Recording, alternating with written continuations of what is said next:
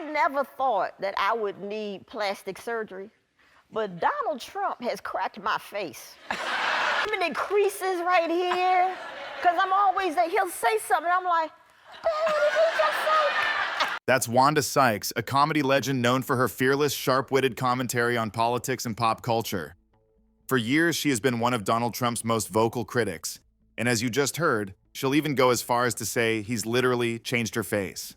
It's a perfect example of how Sykes uses her comedy, not just to make fun of the news, but to capture the sheer emotional exhaustion many people felt throughout his presidency. It's not just a joke about a wrinkle.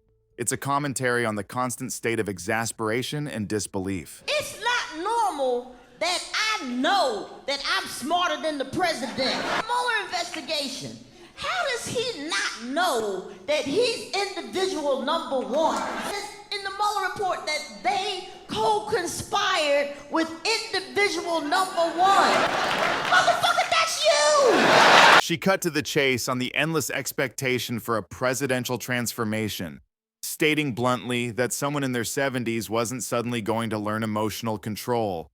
Even from the beginning, they kept saying, well, Trump just has to learn how to, be more presidential. He needs to learn how to control his temper and, just not be so impulsive, just, fly off the handle. Well, controlling your temper and not being impulsive, those are things that I'm teaching my kids right now. And they are 7. Donald Trump is 70. He's not gonna learn anything at 70. Her unique perspective allowed her to articulate the deep-seated frustrations of marginalized communities, whose voices are too often sidelined in mainstream political discourse. Hey, Jimmy. I know you must be excited. Your guy Trump won the election. Congratulations. Jimmy, I'm a black woman and a lesbian. How the hell you think I'm doing? What makes Wanda so good is how she nails those super awkward moments and turns them into pure gold. But it's more than that. She actually points the finger at everyone, not just the folks in charge, for how we're all just kind of shrugging off the drama that's playing out. The way we did. Sometimes America is just gonna America.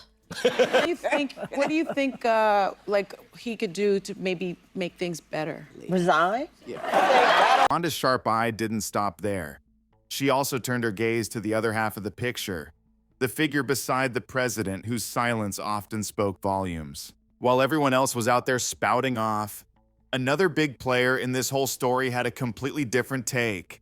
Absolute crickets. I'm talking Melania Trump. Her whole public thing was this perfectly calm, almost too composed detachment, and man, did people ever obsess over it.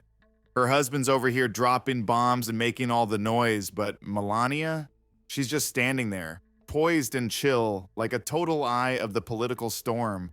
Her reactions, or actually the lack of them, especially when things got crazy, totally sparked massive debates. People were instantly talking about how much power she really had, if she was in on it, and just how things looked for a political spouse. All those moments, the ones the cameras caught again and again, they blew up, became these viral symbols of a clearly tense relationship. A lot of folks saw it as her subtly sticking it to him, or at the very least, just zero warmth coming from her publicly. I can handcuff him and take him away in an orange jumpsuit. That would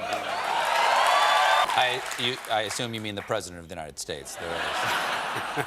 So, if Wanda Sykes brought the precision comedy, Robert De Niro, he didn't just criticize, he launched a straight-up, take-no-prisoners verbal attack. I mean, you know the guy from all his intense blow-up-the-screen roles, right?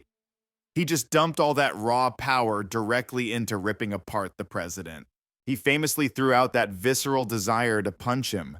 And yeah, while that was controversial, it really just voiced the simmering anger and frustration so many Americans were feeling. De Niro wasn't just talking policy. He went right for the jugular. Yeah, he's so stupid. I mean, look at the lame, inane things that he said. He's so stupid, he can't even say anything clever or smooth. There's a big group of people in this country who believe that he cares about them.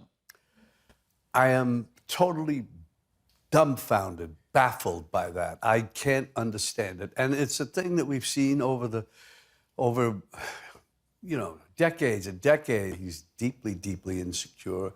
It's so frightening and scary, and he's dangerous. We got to get rid of him. He painted a picture of a leader who was not just totally incompetent, but morally bankrupt, saying he even lacked the moral fibers of the fictional mobsters De Niro himself had so masterfully brought to life on screen. He's a punk.